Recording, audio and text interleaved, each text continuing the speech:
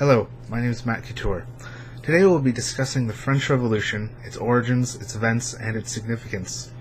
The French Revolution lasted from July 14th, 1789, with the storming of the Bastille prison, to November 9th, 1799, with Napoleon Bonaparte's military coup.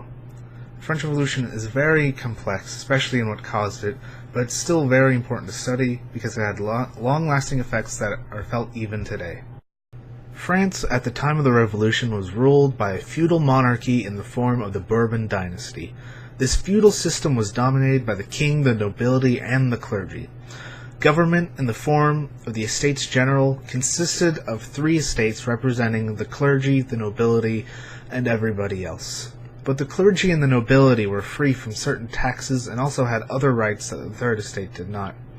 They could also outvote the Third Estate, despite the Third Estate being 95% of the population. The Estates General, however, did not have any real power. The king had total control over all aspects of the government. The Enlightenment began long before the French Revolutions, but its ideas were what inspired the French people to act. Influential thinkers such as Voltaire and Rousseau questioned the church and state's right to rule. Rousseau famously wrote in his social contract that the government was obliged to enforce laws that protect man's rights in exchange for those men sacrificing some personal liberties. By the time of the Revolution, ideas from the Enlightenment had the French people openly questioning the king and even slandering him through placards séditieux, as seen in Roger Chartier's The Cultural Origins of the French Revolution. The actual cause of the French Revolution is a very highly disputed matter.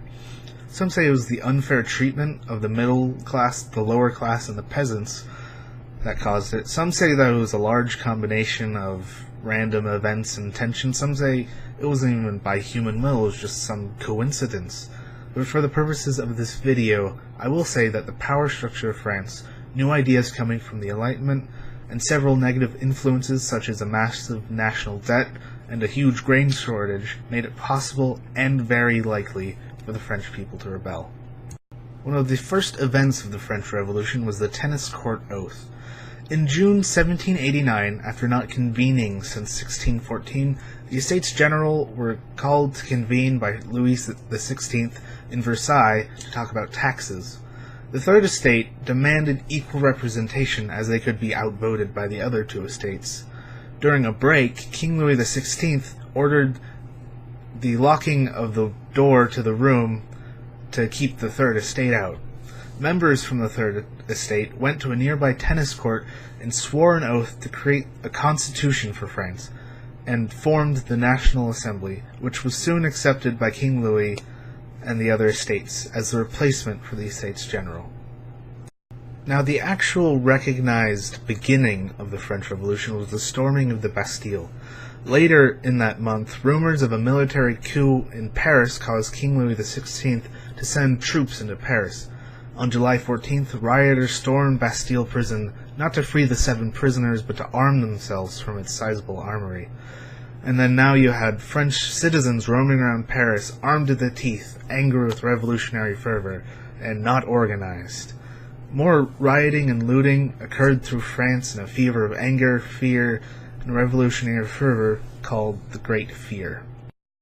After the storming of the Bastille, the National Assembly signed the Declaration of the Rights of Man and of the Citizen on August 4th, 1789, which was a rough outline for a constitution that guaranteed all citizens rights in the pursuit of liberty, equality, and fraternity. On October 5th, a group of armed, angry peasant women marched on Versailles and forced King Louis XVI and his family to move to Paris, where they would be in easy reach, in reaction to bread shortages.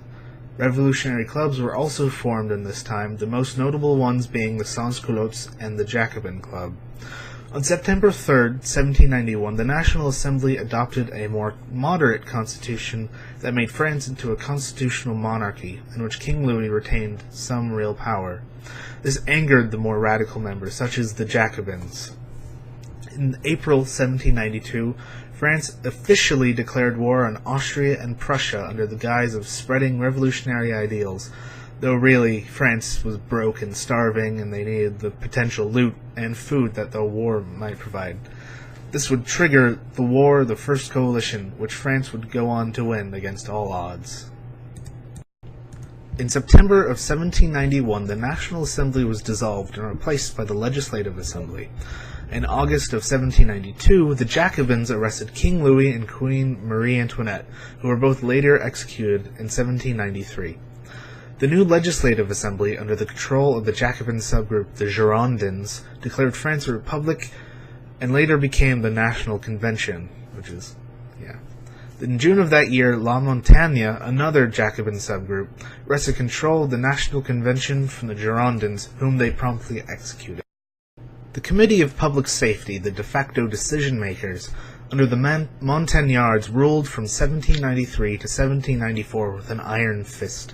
They executed any resistance to their power, even former allies such as Georges Danton.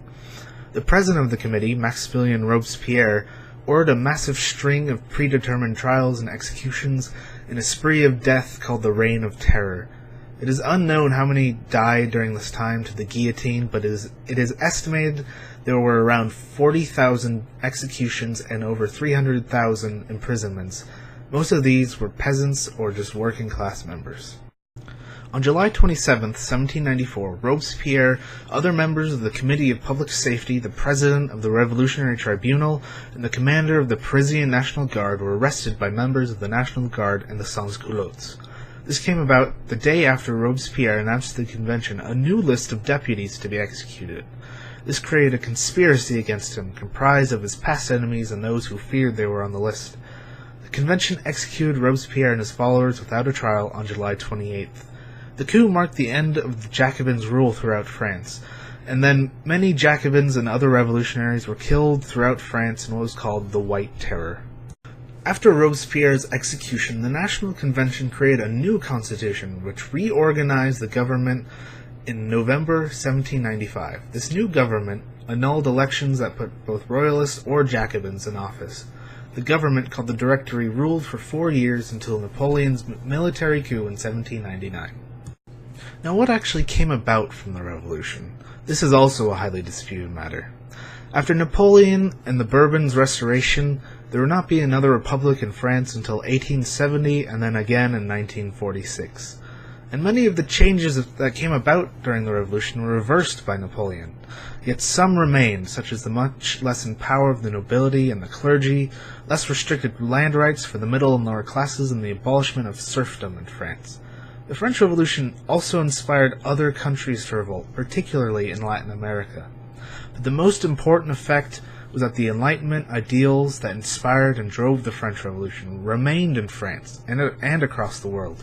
Ideas such as equality for all citizens, freedom of thought and expression, and a government's responsibility to its citizens to uphold and protect their natural rights. Thank you very much for watching, and have a nice day.